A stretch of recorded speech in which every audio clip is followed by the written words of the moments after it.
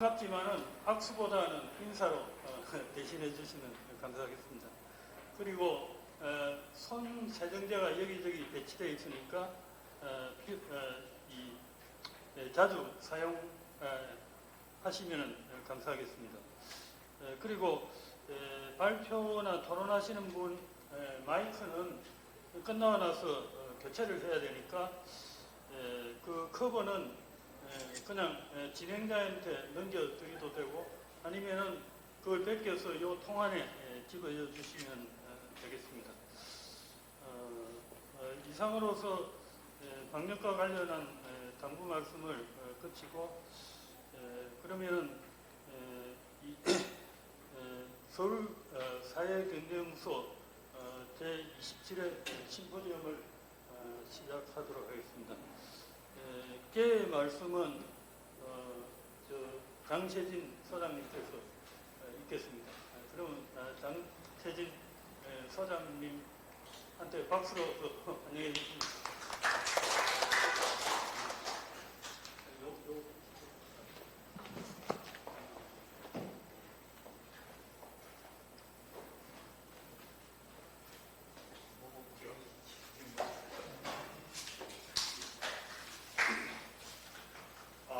지금부터 2020년대 세계 속의 한국 경제라는 주제로 제27차 서울사회경제연구소 심포지움을 열겠습니다. 이 심포지움은 유튜브를 통해 실시간으로 중계되며 시청자는 댓글을 통해 질문이나 의견을 제시하실 수 있습니다. 이렇게 발표자, 토론자, 사회자, 그리고 소수의 청중은 물리적으로 동일한 장소에서 모여서 토론을 하되 회원이나 일반 시청자는 인터넷을 통해서 토론에 참여하는 형식의 학술회의를 웨비나라고 한답니다. 웹과 세미나의 합성어입니다. 우리 연구소는 평소에 회원 사이에 매월 원래 세미나를 열어왔습니다. 그리고 연 한 차례 공개된 심포지움을 열어왔고 그 두 개를 구분하여 왔습니다. 이름을 우리가 새로 만든다면 아마 웹포지엄 정도 되지 않을까 싶습니다. 올해 우리의 심포지움 주제는 2020년대 세계 속의 한국 경제입니다. 올해가 2020년으로 2020년대의 초입에 해당해서 우리는 한국 경제를 좀 길게 내다보고 경제정책을 길게 세워보자 하는 의미에서 지난해 가을에 정했던 주제입니다. 그때만 해도 또 조금 시간이 지나서 발표자 여러분들이 이 세미나 발표 주제를 맡아주실 때만 해도 사실은 코로나가 이토록 심각하게 닥칠지 정말로 세계와 한국 경제가 코로나 전과 후 나뉠 정도로 심각한 영향을 받을지를 미처 알지 못했던 때입니다. 우리가 사실은 지난 4월 말에 5월의 회의를 1개월 미뤄서 6월 10일 오늘자로 미룰 때만 해도 사실은 실시간 심포지움을 개최할 수 있을 줄 알았습니다. 그러다가 어쩔 수 없이 플랜B로 소위 웹포지움 또는 웨비나 형태로 그렇게 열게 된 것입니다. 사실은 그때 제일 어려움을 겪었던 분들이 아마 발표자일 겁니다. 세계의 환경의 변화, 그 속에서 한국 경제의 대응을 쓰면서 여러 가지 어려움을 겪었던 유재원 교수와는 지난번 화상협의를 통해서 그 어려움을 잘 들은 바 있습니다. 지금 여기에 그 결과물이 여러분 앞에 40여 페이지의 논문으로 나타났습니다. 그뿐만이 아니라 이준 박사가 사실 코로나 시대의 변화는 시대의 산업을 연구할 때 글로벌 가치 체인이 밸류 체인이 어떻게 변했고 지금부터 10년 뒤에 한국의 주요 업종이 어떤 기준으로 될까 바람직한 방향에서 어떤 미래의 모습을 우리가 그릴 수 있을까 말하는 것도 아주 흥미롭습니다. 정세은 교수가 사실 코로나 위기에 의해서 수렴위에서 3차에 걸쳐 있었고 거기서 한국형 뉴딜 정책까지를 다루면서 아직도 사실은 정부 정책의 전모를 파악하기 어렵다라고 하면서 어렵게 글을 써가는 과정도 곁에서 들어서 알고 있습니다. 그뿐만이 아니라 사실은 장기 고용정책의 방향을 고령화 시대에 맞게 밝혀 주실 그 김혜원 박사의 글이나 또는 장기적인 남북 간의 장기 경제 협력 방안을 논의해 주실 이준 박사의 양문수 박사의 글도 아주 여러분들에게 많은 관심을 끌어모으게 될 것으로 생각합니다. 여러분들이 어려웠지만 또 여기에 참여한 여러 토론자들도 사실은 새로운 어떤 논문 발표에 맞춰서 토론 방향을 정하기 여러 가지로 어려웠겠지만 사실은 우리는 중요한 역사의 어떤 새로운 미담의 경제를 우리가 만들어가고 있었는지 모릅니다. 10년 뒤쯤에 사실은 새롭게 되돌아오면서 얘기할지 모릅니다. 학견 선생님께서 저기 계십니다만 사실은 평소에 하시는 말씀이 내가 44이 될 때까지 이렇게 오래까지 살 줄을 몰랐어 그런 말씀을 종종 하십니다. 그러시다가도 또 오래 살게 되니까 예전번에 우리가 웨비나 형태로 학술 심포지엄을 열라고 합니다. 그러니까 오래 살다 보니까 별일을 다 하게 되네 라고 말씀하시더라고요. 학견 선생님께 박수 한번 좀 보내주시겠습니다. 우리 사실은 여기에 참여하지 못하신 여러 회원 여러분들도 사실 누가 그런 얘기를 하더라고요. 화상 회의를 하니까 평소에 접하지 못하는 지방의 연구 고수들도 상당히 많이 있다는 걸 깨닫게 되었다라고 하더라고요. 사실은 연구해가지고 중앙에 바빠가지고 못하시는 분들이 지금 유튜브를 통해서 이제는 지켜볼는지 모릅니다. 그런 분들이 어떻게 보면 무릎을 칠 만한 어떤 예리한 통찰로 토론을 해주시거나 또는 예리한 아이디어, 아주 기막힌 아이디어로 우리의 무릎을 치게 하는지도 모릅니다. 그런 분들이 많이 나타나서 10년 뒤에 이 나라를 기쁜 마음으로 우리 후배들에게 얘기할 수 있게 되기를 기대합니다. 감사합니다.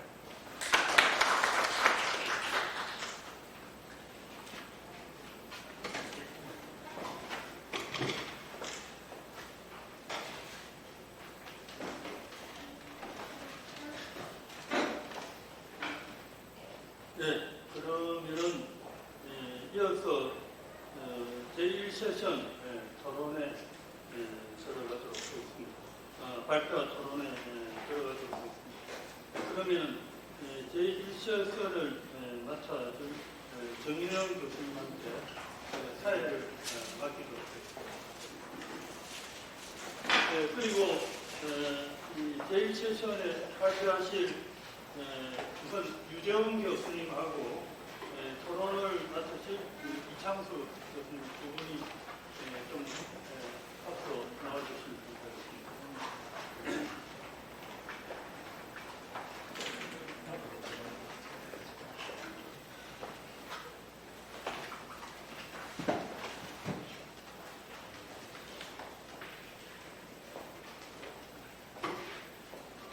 안녕하십니까. 제1세션 사회를 맡은 정민일입니다. 저는 외국어대학교 교수였고 지금 정년 퇴임을 했습니다. 또 우리인데 서울사회경제연구소 운영의 소장으로 되어 있습니다. 전 소장이었던 얘기죠. 오늘 이게 27차 심포지엄인데 정말 1차 심포지엄이 엊그제 같습니다. 벌써 26년이 지났고 하여튼 27차 사회를 보면서 여러 가지로 감회가 새롭습니다. 2020년인데 어떤 역사학자는 그러거든요. 앞으로 이제 BCAD 대신에 BCAC를 쓸지도 모르겠다. Before Christ, After Christ, Before Corona, After Corona 이런 식으로 이제 역사를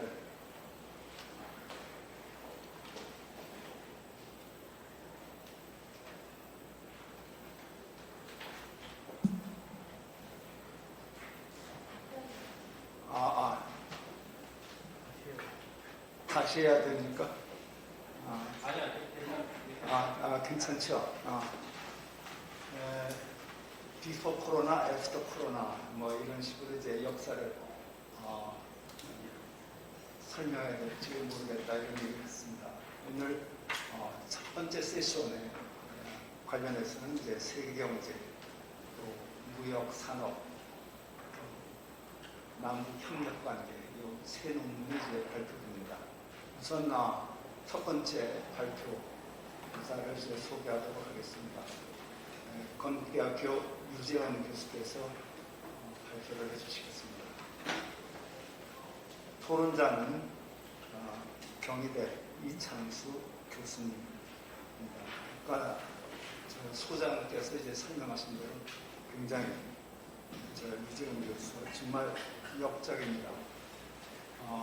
저희 아마 이걸 충분히 설명하기 위해서는 한 1시간 정도가 필요할지도 모르겠습니다만 시간 관계상 발표를 20분으로 제한하도록 하겠습니다. 지금부터 이제 유재원 교수님께서 발표를 해주시겠습니다.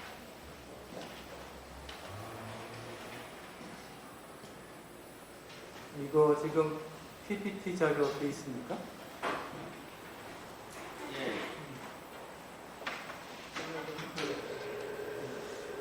제가 맡은 주제는요, 세계경제 환경 변화와 한국의 대응 이렇게 돼 있습니다.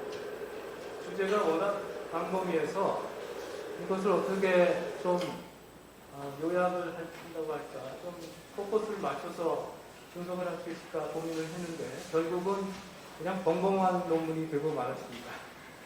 그리고 시작할 때 그 조금 시간이 지나서 이제 코로나 바이러스 사태가 본격화되면서 이것을 어떻게 논문에 담아야 되는가 굉장히 고민을 많이 하게 되었습니다.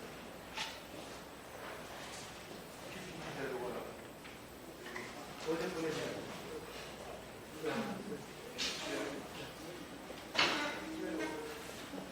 그래서 제가 그 세계 경제 환경의 변화라고 할 때 뭐 거시, 금융, 또 산업, 무역 갈등, 아니면 정치 경제학적으로 뭐 패권 같은 굉장히 여러 가지 주제가 있는데 그 중에서 제가 집중하려고 하는 것은 좀 거시적인 성장 전망하고 그 다음에 국제 무역의 위축 문제 그리고 무역 갈등과 글로벌 가치 사슬의 약화 문제 이 네 가지 정도의 그 핵심 용어를 가지고 세계 경제 변화를 좀 보고요.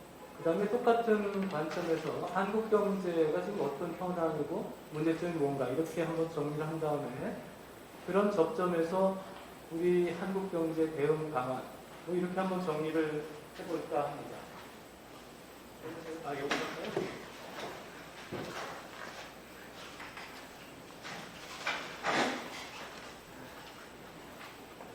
네, 지금 말씀하신 대로 배경은 뭐 세계 경제 환경이 처음 시작할 때는 2020년도에 어떻게 바뀔 것인가 이렇게 시작을 했는데 10년 앞을 내다본다고 하는 것이 정말 어렵고 또 의미가 없는 것 같은 생각이 들어서 최근의 사태를 어떤 중심으로 해서 오히려 글로벌 위기 이후에 한 10년, 12년 이렇게 되는 기간 동안에 그런 충격이 왔을 때 세계 경제가 어떻게 움직여 왔는가 이것을 되돌아보면 차라리 코로나 사태라고 하는 충격이 지금 왔는데 앞으로 뭐 중기 이런 기간 동안에 세계 경제가 어떻게 바뀔 것인가 이렇게 전망하는 데 도움이 되지 않을까 하는 생각을 해봤습니다. 그리고 한국 경제가 이제 뭐 선진국이 되었다, 성숙 단계에 들어섰다 이런 얘기를 많이 하고 있습니다. 그래서 최근에 겪고 있는 성장과 근대 위기라고 하는 것이 우리나라 문제만이 아니고 선진국들이 이미 비슷한 단계에서 다 겪었던 문제다 이런 주장들도 나오고 있는데 제가 이 논문을 쓰면서 생각한 것은 그래도 아직 우리 경제는 성장을 좀 더 해야 되겠다 이런 생각을 했고 분배가 중요하지 않다는 얘기가 아닙니다. 그런데 이 논문에서는 제가 분배까지 다 다루기 너무 어려워가지고 그럼 다음에 나오는 논문에서 다루기로 하고 분배와 성장을 아우르는 우리가 흔히 포용적 성장 이렇게 얘기를 하는데 이것을 볼 때도 어떤 그 세계 경제 흐름하고 이걸 연결지어서 다른 나라들의 경험을 좀 볼 필요가 있겠다 이런 생각을 했습니다. 그리고 국내 정책, 대응 방안 논의할 때 요새는 개방도가 너무 높기 때문에 국내 정책이라고 하는 것이 대외 정책하고 분리될 수가 없을 것 같습니다. 그래서 대외 변화하고 국내 정책을 좀 연결지어서 생각해야 되겠다 이런 그런 백그라운드 설명을 드리고요. 문제 제기도 비슷합니다. 코로나 사태가 어떻게 세계 경제를 바꿔놓을 것인가.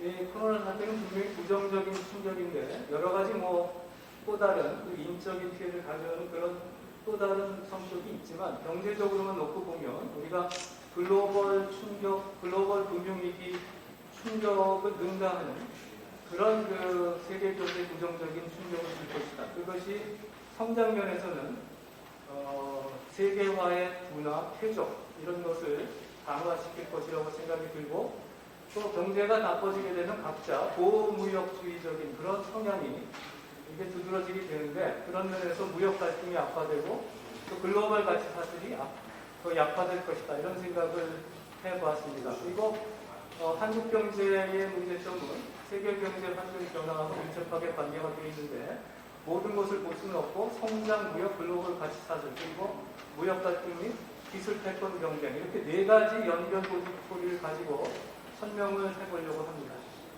그리고 대외 의존도가 높은 한국 경제가 지금 세계 경제 환경이 악화가 되는데 성장 동력을 확충하고 일자리를 창출하려면 무엇을 해야 되는가 여기에 대한 답을 찾아보려고 했습니다. 그리고 저는 여러 가지 그 문제들이 많지만 성장하고 혁신하고 관련된 이런 문제점을 좀 중점적으로 다루고자 합니다. 세계 경제 환경하고 한국 경제 문제점을 하나 도표로 이렇게 정리를 했습니다. 도표 1이라고 해서 뒷부분에 나오는데요. 바깥에 이렇게 네모난 박스 바깥에 보시면 네 가지 조그만 그 문제들이 있습니다. 세계 경제 성장세 둔화, 그다음에 국제 무역의 위축, 무역 분쟁과 기술 패권 경쟁의 전력, 제일 위에 보시면 글로벌 가치 사슬의 약화 이렇게 되어 있고요. 그 안에 한국의 문제도 비슷합니다. 성장 동력의 강퇴, 내수 및 해외 수요의 동반 부재, 그 다음에 해외 의존도와 대중국 수입 의존도가 높다고 하는 거, 마지막으로 위에 가시면 GVC, 글로벌 가치 사슬의 경쟁력이 낮다고 하는 거, 이게 한국의 문제인데 이게 세계 경제 환경하고 맞물려 돌아가는 것을 볼 수가 있습니다. 자, 그 내용을 조금씩 아주 간략하게 설명을 드리겠습니다. 세계 경제 환경 변화 네 가지라고 말씀을 드렸는데 첫 번째가 성장 둔화가 되겠습니다.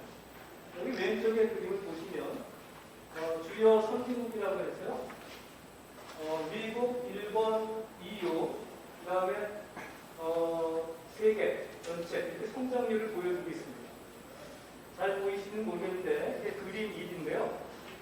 보시면 우리 1945년부터 그 다음에 1973년 원유파동이 오기 전까지를 자본주의의 황금기 이렇게 얘기를 합니다. 이건 번영의 황금기 이렇게 얘기를 하는데 그런 것이 끝나고 원유파동을 겪으면서 전체적인 성장률이 낮아졌고요. 그게 이제 90년대 와서 조금 회복이 됐다가 다시 글로벌 위기 때 충격이 온다 하면은 세계 경제가 침체로 들어선 것 같습니다. 오른쪽 그림을 보시면 코로나 사태 이후에 세계 경제 성장의 전망인데요. 이 그림은 처음에 IMF에서 작년 10월에 내놓은 전망치가 있었는데요. 올해 한 3% 성장을 처음에는 예상을 했습니다. 그런데 올해 4월에 이제 그 개정된 수치를 내놓았습니다. 저기 보시면 올해는 V자로 이렇게 굉장히 큰 폭으로 성장이 떨어질 거로 보고 있습니다. 세계 전체로 보면 마이너스 3%, 선진국은 마이너스 6%, 그리고 신흥시장국 개도국이 마이너스 1% 이렇게 굉장히 급박한 그 성장률의 감소가 예상되고 있습니다. 그런데 IMF에서는 다행히 내년도에 가면 이게 V자 반등을 할 것이다 그렇게 얘기를 했는데 여기에 대해서는 여러 가지 논란이 있습니다. 오늘 아침에도 그 미국의 다우지수가 한 7%가량 이렇게 떨어졌는데 그 이유는 코로나 바이러스 2차 감염이 우려된다. 뭐 이런 전망 때문에 증시가 굉장히 불안하다고 하는 것은 그만큼 성장에 대한 전망이 예측하기 힘들다. 이런 얘기가 되는 것 같습니다. 한국의 경우도 예측치가 있는데요. 올해는 마이너스 1.1%, 그리고 내년에는 3.4%로 반등할 것을 예상하고 있습니다. 고맙습니다. 그 다음에 이제 국제무역의 위축, 두 번째 환경의 변화인데요. 여러 가지 얘기를 했지만 코로나 사태의 얘기만 여기 따왔습니다. 이거는 그림 4에 나와 있는 것인데 여기 먼저 왼쪽을 보시면 세계 상품 무역량이 여기 2008년에 글로벌 위기 때 좀 꺾였다가 올라오죠. 그렇지만 그렇게 심하진 않았습니다. 그럼에도 불구하고 세계 무역이 위축됐다. 성장률보다 항상 그 무역의 성장률이 높았는데 GDP보다 무역의 성장률이 떨어지고 있습니다. 그런 이상한 현상이 발생했는데 그것이 회복되지 못하고 쭉 가다가 2020년에 이렇게 훅 떨어지는 것을 볼 수가 있습니다. 그 상품 무역이 굉장히 크게 글로벌 위기 때보다 훨씬 더 큰 폭으로 위축될 것이다. 이렇게 예상이 됩니다. 거기 오른쪽에 보시면 상품 무역의 증가율하고 GDP의 증가율을 보여주고 있는데요. 파란 선으로 표시가 된 것이 무역의 증가율이고요. 그 다음에 또 가운데 조금 더 평평한 게 GDP의 증가율입니다. 그것도 역시 여기 2020년에 가서는 크게 떨어지는 것으로 그냥 예측을 하고 있습니다. 시나리오에 따라서는 이제 그 무역이 훨씬 더 크게 떨어지는데 한 3배, 5배 이렇게 차이가 날 것으로 예상을 하고 있습니다. 자, 세 번째 주제는 이제 무역 분쟁과 기술 패권 경제. 작년 12월 달인가요? 그 미중 분쟁이 일단락이 됐습니다. 그래서 더 이상 추가적인 관세는 부과하지 않기로 했는데 앞으로 어떻게 될 것인가? 어떤 이런 무역 분쟁이라고 하는 것이 트럼프가 굉장히 변수가 되는 건 사실인데 그런 트럼프 행정부가 이제 이번에 중간 선거도 있고 그렇습니다. 그러면 그런 분쟁이 일단락 그것이 올해 말이나 내년 초에 가면 다시 이제 완화될 것인가에 대한 논란이 많습니다. 그런데 역사적인 사례를 보면 미국하고 일본이 무역 분쟁을 놓고 오랫동안 어떻게 협상을 해왔는가 하는 것을 보면 그 전망은 그렇게 밝지 않은 것 같습니다. 결국은 둘 중에 하나가 완전히 패할 때까지 이런 분쟁이 진행될 거라고 생각이 됩니다. 여기 간단한 표가 있는데요. 이거는 KBR에서 94년에 내놓은 그 보고서를 제가 한번 찾아봤는데요. 여기 제목을 보시면 미일 구조 조정 협의 이렇게 되어 있습니다. 미국의 입장에서 볼 때 일본의 그 대미 수출이 60년대, 70년대 굉장히 크게 늘어났습니다. 그래서 처음에는 그 이상한 이름의 수출 자율 규제 이런 식으로 일본 정부에 대해서 미국이 자율적으로 수출을 좀 줄여라 이렇게 처음에는 얘기를 시작을 했는데 그게 잘 되지 않았습니다. 그래서 85년도에 그 엔화의 가치를 2배 이상 크게 올리는 그런 그 환율 조정을 했고요. 그것도 안 되니까는 이제 미일 구조 협의라고 해가지고요. 80년대 말 90년대 저축, 투자, 토지, 유통, 배타적인 거래 관행, 계열관계, 가격 메커니즘 이런 굉장히 광범위한 구조 문제 모든 것을 건드려가지고 결국은 미국이 주도하여 이런 일본의 시장을 개방하는 이런 정책을 하나씩 실행해 옮기게 됩니다. 결국은 이런 미일 분쟁이라고 하는 것은 일본이 90년대부터 그 경기 침체에 접어들어서 잃어버린 20년을 얘기를 하고 있죠. 이렇게 된 다음에 좀 잠잠해진 것 같습니다. 그리고 여기 나와 있지는 않는데 일본이 이제 반도체 산업에서 경쟁력을 얻게 되자 미국이 80년대 이것을 문제 삼아서 협상을 했는데 그때는 어떻게 해결했냐 하면 일본과 미국이 각각 반도체에 대한 관세를 인하하는 것으로 이렇게 매듭을 지었습니다. 그런데 그 후에 계속 일본의 그런 첨단 산업의 경쟁력이 강해지는 것을 보고 미국이 내세운 것이 일본 정부가 바다에 연구 개발을 갖다가 지원한다. 이런 것을 문제를 삼았습니다. 그래서 그것이 결국은 WTO의 보조금 협상으로 이렇게 연결이 되는데 이런 것을 보면 중국의 그런 정부의 지원 이런 것을 그냥 놓고 넘어갈 문제는 아니라고 생각이 듭니다. 뭐 최후의 승자가 누가 될 것인가는 뭐 책도 너무 많기 때문에 제가 여기서는 언급하지 않겠습니다. 네 번째 문제는 글로벌 가치 사슬의 약화 이렇게 되어 있습니다. 예전에는 이제 우리가 국제 분업이라고 하면 상품을 만들어가지고 수출하는 거 이렇게 생각을 했는데 지금은 그런 분업 상태는 분업이라고 하는 것이 굉장히 복잡해져가지고 연구 개발, 뭐 생산, 유통, 판매 이런 것이 이게 전 세계적으로 이렇게 흩어져가지고 이루어지고 있는 이런 분업 체계를 갖추고 있습니다. 그래서 여기 그림, 왼쪽에 그림을 보시면 제일 위에 있는 것은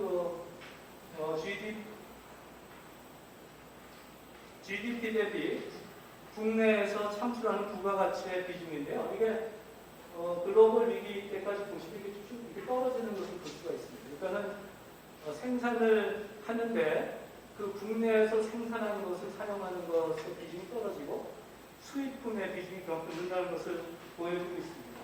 근데 이게 이제 글로벌 위기를 거치고 나서 조금씩 올라가고 있긴 한데 예전 수준까지 이제 갈 거냐 말 거냐 이런 단계에서 지금 코로나 사태가 터졌습니다. 그래서 코로나 사태가 다시 한번 글로벌 금융위기 같은 충격을 주지 않을까 이렇게 생각을 하고 있습니다. 오늘 오지는 못한 것 같은데 박보경 우리 연구위원 교수가 주장한 걸 보면 이 글로벌 분업 체계가 이렇게 굉장히 깊게 또 넓게 펼쳐졌는데 그것이 오히려 위기 시에는 상대국을 위협하는 수단이 될 수 있다. 이런 얘기를 하고 있습니다.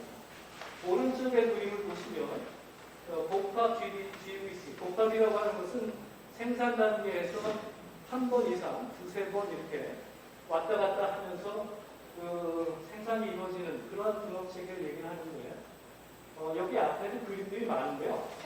여기서 보여주는 건 뭐냐면 예전보다 중국의 그런 위상이 굉장히 올라왔다고 하는 것입니다. 여기 ICT라고 하는 것은 기술 단계가 좀 높은 것인데 전 세계를 보시면 지역별로 여기 독일이 있고요.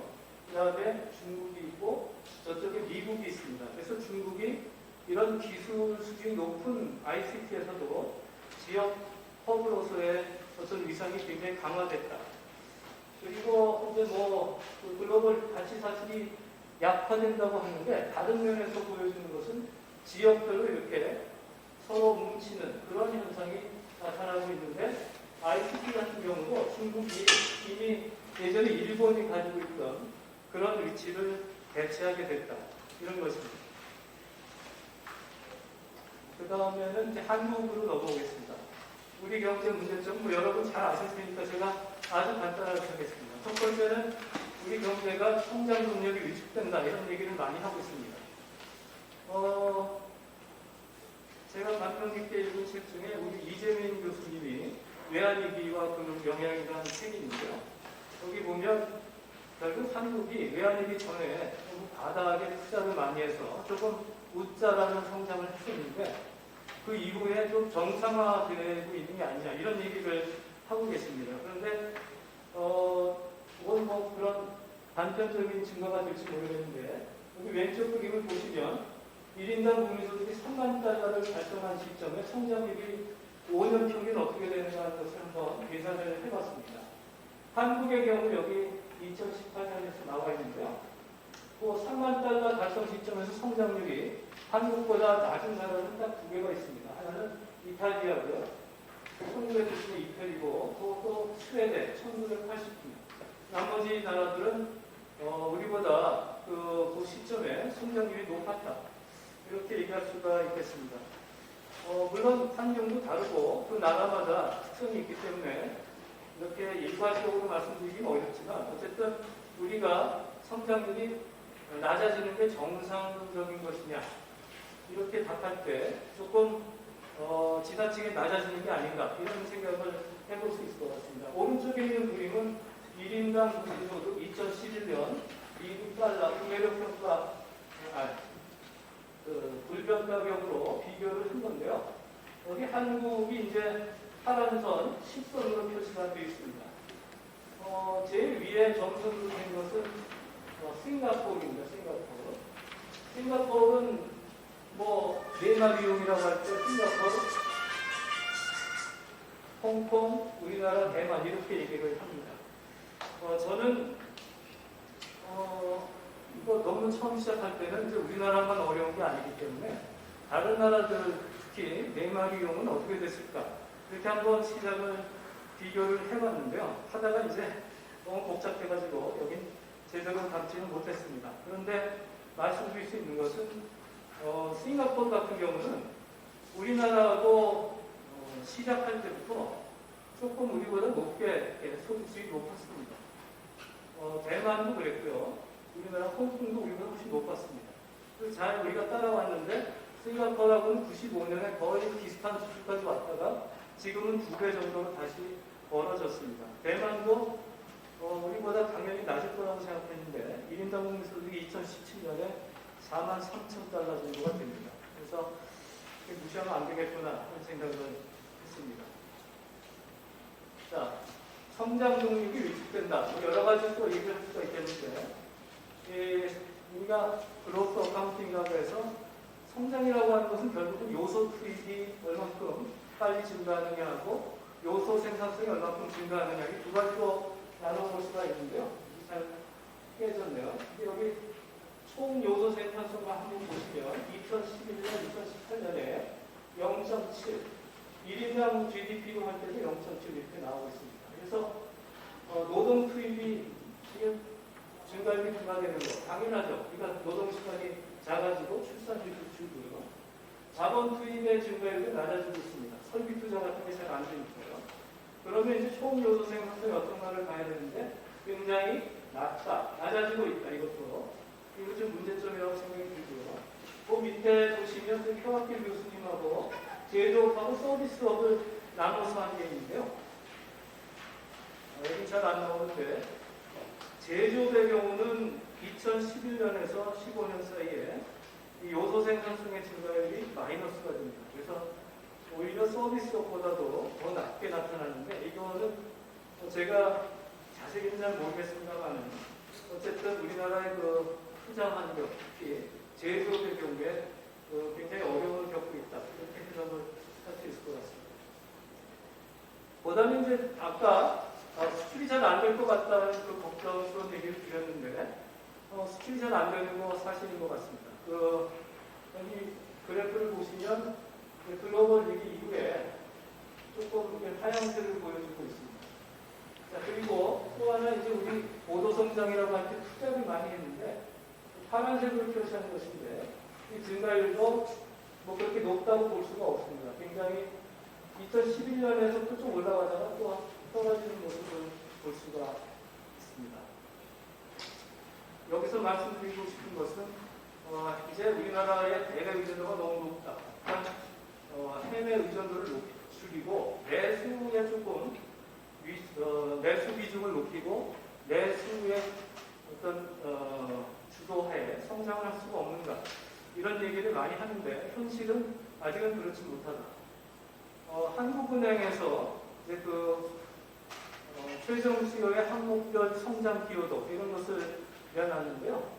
이거 이제 쭉 계산을 해놨습니다. 그래서 따라서 봤는데 여기 밑에 잘 나오진 않는데 2006년, 2011년, 2016년 이런 기간을 보시면 내수라고 하는 뭐 소비하고 정부 지출 이런 거겠죠. 투자 굉장히 낮습니다. 그리고 수출의 기여도가 오히려 높게 나타나고 있습니다. 이래 봐서는 아직 우리가 수출 주도에서 벗어나서 내수 주도로 가는 것은 어렵다.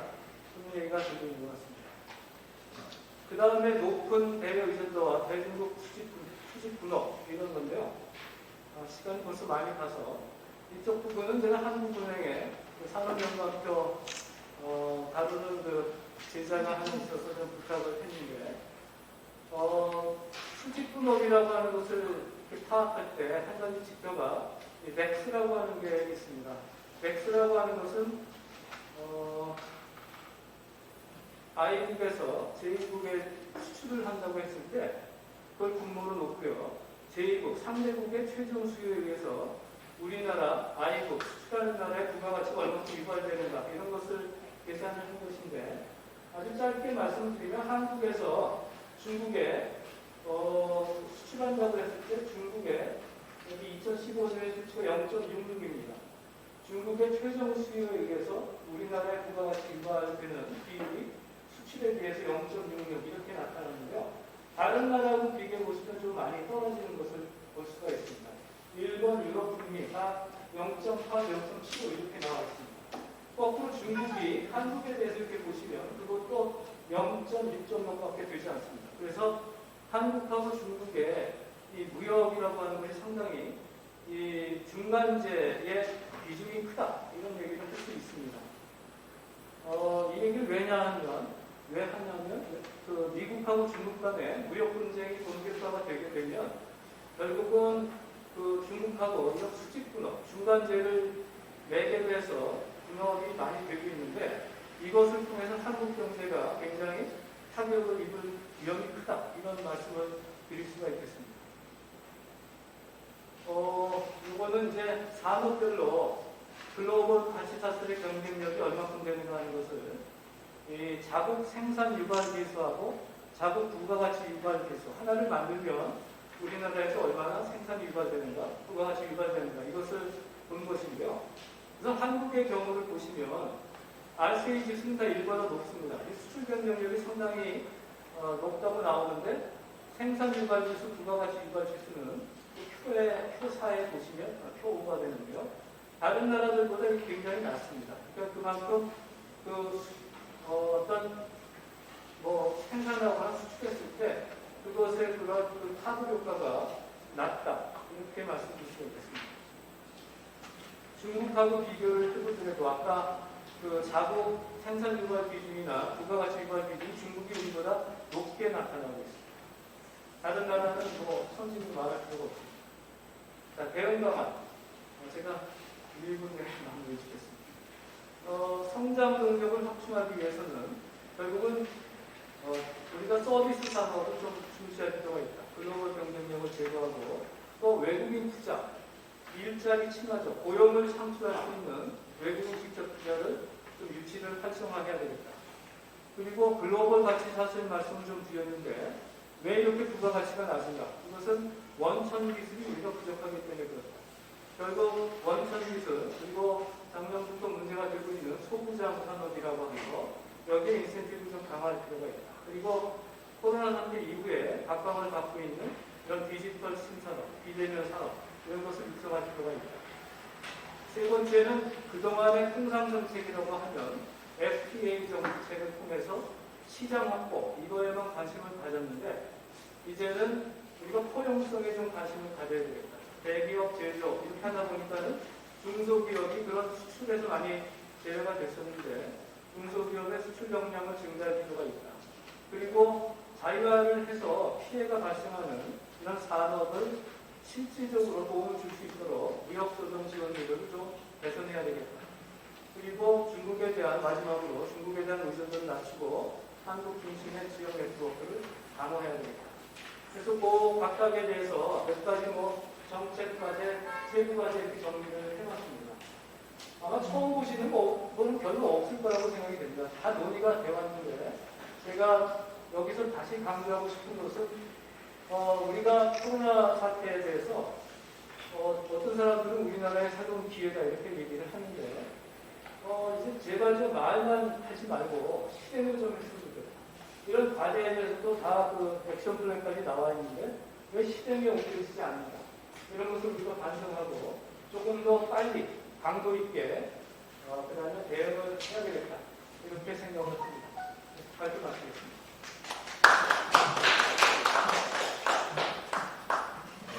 사회자 역할이 이제 시간 관리인데요. 시간 관리에 약간 문제가 있는 것 같습니다. 너무 중요한 연구 결과를 이제 발표하는 거 아니고 제가 빨리 하시라 이런 얘기를 할 수 없었습니다. 토론을 경희대 이창수 교수께서 해주시겠습니다. 네, 안녕하십니까. 저는 이 토론을 한 4개 파트로 나눠서 하겠습니다. 첫 번째는 전반적 평가, 두 번째는 세부적인 좀 마이너한 것을 공유해 주셔서요. 그다음에 세 번째는 결론, 네 번째는 상응률로 강화. 이런 식으로 나눠 말씀드리도록 하겠습니다. 첫 번째, 전반적 평가입니다. 제가 좋아하는 영어 단어 중에 컴프레hen시, 그냥 포괄적이라는 말, 그 다음에 또그 동영사상에서 얘기하는 중도, 중형 이런 말을 되게 좋아하거든요. 근데 제가 이렇게 스타일에서 역작이라고 표현을 하셨지만 제가 볼 때 이 문제는 정말 포괄적이고 종합적이고 균형 있는 분석을 하고 있다. 그리고 심도 있고 권위 있는 분석을 하고 있다. 그런 면에서 굉장히 되게 참 고생을 많이 하셨다 이런 생각을 했습니다. 이제 이 논문에서는 경제 여러 영역, 분야, 국제무역, 거시, 성장, 정치, 경제를 접근하고 있고요. 모두 중요 이슈들에 대한 그리고 한국 경제가 직면하고 있는 국내 환경에 대한 높은 이해 수준을 바탕으로 대응 방향과 정책 과제들을 하나의 체계 속에서 명확하게 제시하고 있습니다. 그것뿐더러 정확한 문제 제기, 해결 방향을 제시하고 있고요. 복잡한 구조의 핵심을 그림 1, 표 7로 통찰력 있게 단순화시켜서 정리를 깔끔하게 하고 있다고 생각을 합니다. 이제 두 번째 마이너한 부분에 대해서 말씀드리도록 하겠습니다. 그래서 세계 경제의 성장 둔화와 불확실성 증가, 다양한 주제에 대해서 이렇게 그 내용을 이렇게 분석하셨는데요. 한 가지 좀 제가 동의하지 힘든 부분은 그 무역 분쟁을 미국의 일방주의가 주 원인이다 이런 식으로 뭐 중요한 건 아니지만 하여튼 그런 식으로 말씀을 하셨는데 그거 플러스 또 하나가 있지 않을까. 그게 이제 중국 측 요인이라고 저는 생각을 합니다. 이제 유 교수님께서 아까 그 일본의 이제 첨단 산업이 발전하면서 미국이 어떤 식으로 그걸 조정했나 이런 말씀을 하셨는데 그거 못지않게 또 하나 중요한 게 그 옛날 신흥 대도국들이 무역을 통해서 고도 성장을 했을 때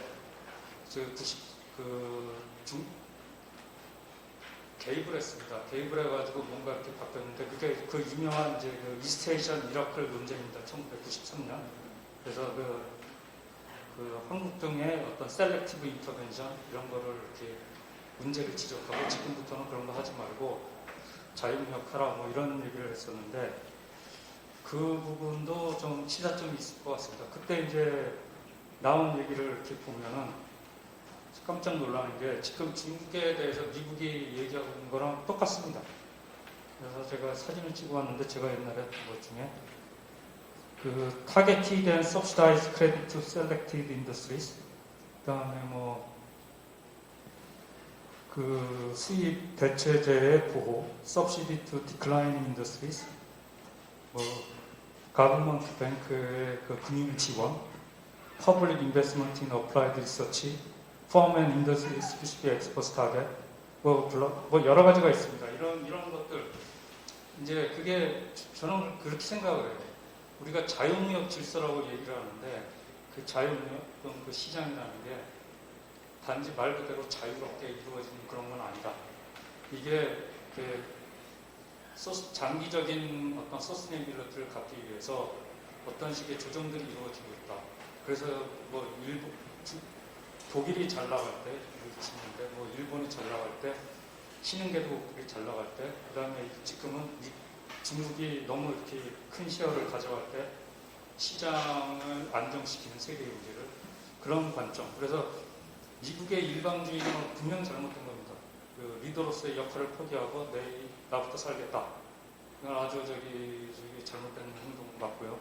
그렇지만 어떤 중국 측에서의 그 시장의 국제 무역 질서를 이렇게 상처를 줄 수 있는 그런 불공정 행위, 어떤 보조금 문제라든가 IPR 문제라든가 이런 부분에 대해서 분명히 이게 맞는 얘기가 있다.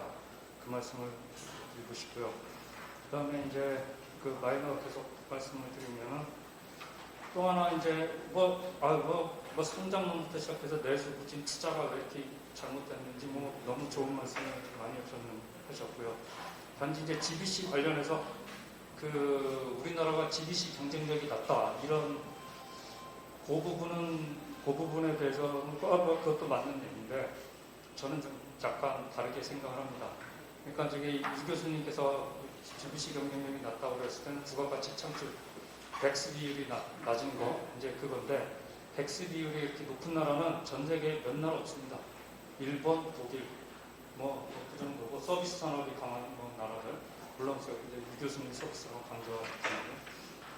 그렇기 때문에 한국은 그 바로 아래다.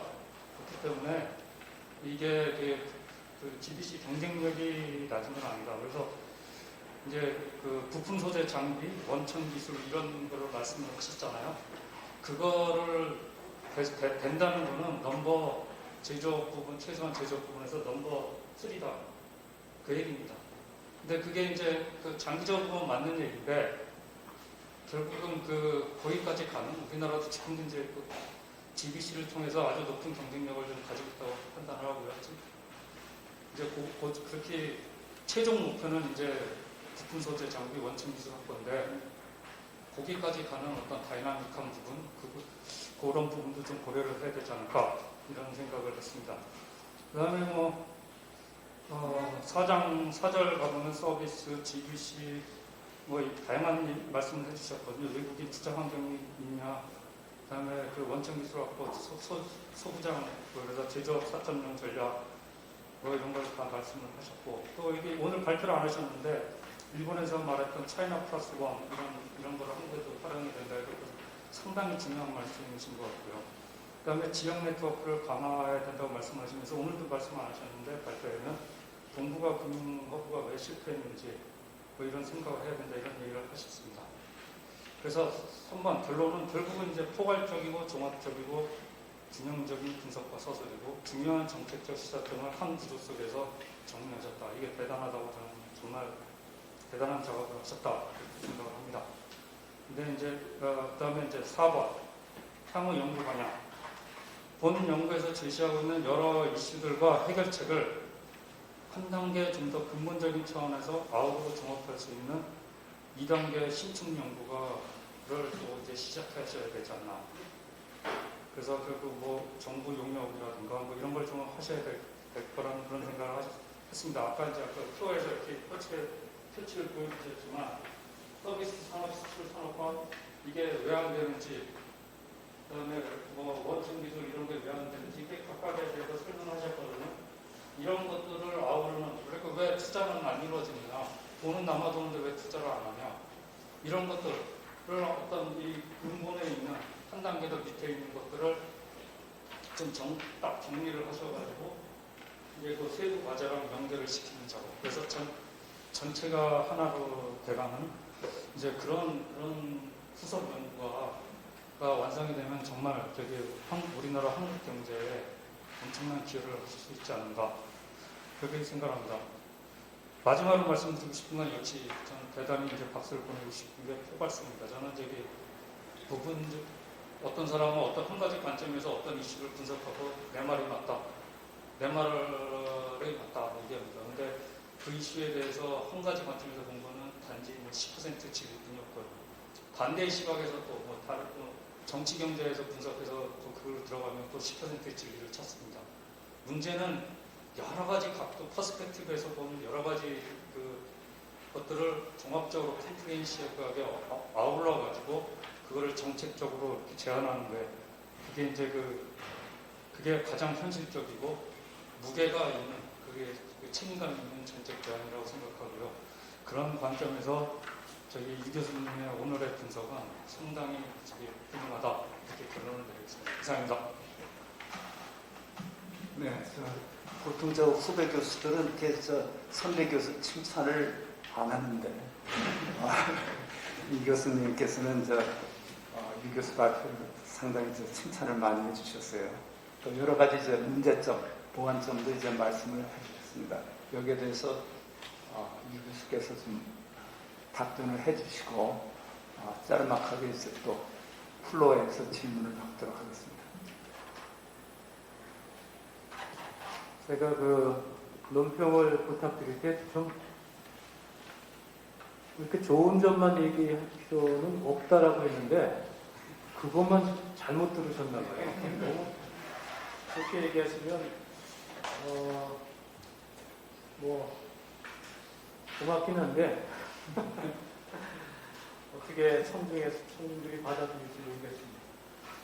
이게 포괄적이고 굉장히 뭐 중요무역이다 이렇게 좋게 말씀하셨지만 어떻게 보면 이 주제가 그만큼 굉장히 좀 넓고 또 여러 사람이 다른 얘기를 하고 있기 때문에 이것을 담으려고 하다 보니까는 조금 제 나름대로의 생각을 좀 아직 덜 담은 측면이 그렇게 표현이 된 게 아닌가 생각을 하게 했습니다.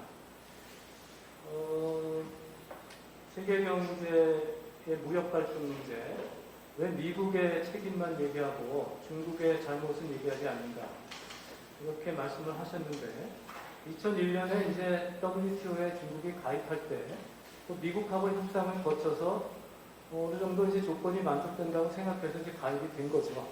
그래서 지금까지 이렇게 어쨌든 중국이 무역이 굉장히 크게 발전하고 빈곤율도 내려가고 성장도 잘하는 게 사실입니다. 그런데 그러다 보면 중국이 과연 WTO에서 여러 가지 협정에 뭐 이렇게 보조금 같은 거 이런 것을 정말 이것을 이행하고 있는가 문제가 많죠. 반도체 같은 것도 한국에 지금 하나 남아있는 그 어떤 보루라고 할까 한국의 보루 그게 반도체이기 때문에 저것은 우리가 꼭 우리 기술을 개발해야 되겠다 해서 막대한 양의 그런 반도체 펀드 같은 것을 만들어서 굉장한 그 투자를 하고 따라오고 있습니다. 그래서 그런 것이 잘못됐다고 하는 것은 제가 인정을 하는데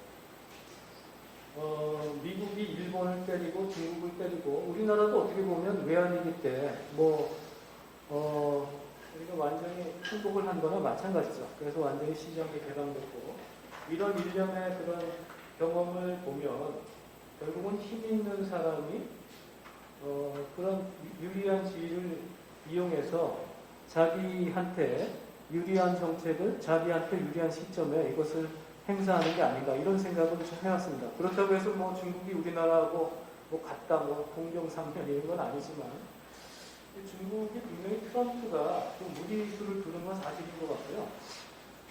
WTO 자체 그 미국의 뭐 어쨌든 합의하에 1995년에 출범을 했는데 거기에 그런 핵심적인 분쟁 해결 기구 같은 것을 무력화하려고 하는 시도 이런 것은 이것은 분명히 일방주의적이고 일차적인 책임은 미국에 있다. 미국의 그런 무역 적자 같은 것이 왜 중국이나 동아시아의 과잉 저축 때문에 그런가? 저는 그건 아니라고 생각합니다. 그래서 미국의 얘기를 많이 한 것이고 중국은 또 나름대로 문제가 많이 있다고 하는 것은 인정을 합니다. 그 얘기는 다른 기회에 담아야 되지 않나 하는 생각을 하게 됩니다. 우리나라의 GVC가 낮은 게 아니다. 그 경쟁력이 굉장히 높다. 기술 패권 전쟁을 보면서 경쟁을 보면서 느끼는 것은 결국은 최고가 아니면 살아남을 수 없다. 이런 것을 뼈저리게 느끼게 됩니다. 우리나라가 뭐 4등이다 5등이다 뭐 그거가 큰 의미가 없는 것 같습니다. 뭐 대학에 있으시니까 느끼겠지만 AI 같은 것이 얼마나 요새 중요하다고 얘기를 합니까? 그런데 대학에서 AI 학과를 만들 수가 없습니다. 그런 전공자를 모실 만큼 충분한 여력이 되지 않기 때문에 그렇죠. 10년 동안 반값 등록금 열심히 해가지고 학생들은 들어오기 편해졌는지 모르겠는데 우리 대학에서는 그런 어떤 경쟁력 차원에서 치고 나갈 때 필요로 하는 4차 산업혁명 말 많이 하는데 그런 디지털 산업이라든지 AI라든지 아까 말씀드린 이런 데 투자율이 굉장히 낮고 그러면 결국은 계속 따라갈 수밖에 없는 그런 위치에 우리가 있지 않습니까? 그런 의미에서는 계속 이런 문제점을 얘기를 하고 우리가 몇 개 분야라도 집중해서 경쟁력을 키워야 되지 않는가 이런 생각을 좀 해보게 됩니다. 아까 시간이 없었어요. 여기 말씀드릴 때 차이나 플러스 원 일본에서 하는 것이고 우리나라도 뭐 신남방 정책 얘기도 하고 또 기업에서 알아서 뭐 차이나 플러스 1이 아니고 또 차이나 플러스 2, 인도도 가고 무슨 베트남도 가고 이런 정책을 펼치고 있다고 하는데 이것도 이제 제대로 하려면 일본처럼 조금 무슨 ODA 가지고 와서 이것도 좀 이렇게 좀 인프라를 깔고 기업이 들어가는 뭐 굉장히 쉬운 것 같지는 않습니다만은 이것도 기업도 최근에 이런 데 관심이 많이 가니까는 정부 차원에서 좀 조금 더 세련된 정책을 당부해야 되지 않나 생각이 듭니다.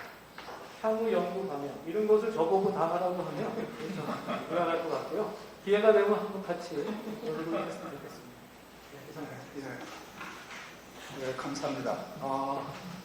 우리 그 청중께서 질문 있으십니까?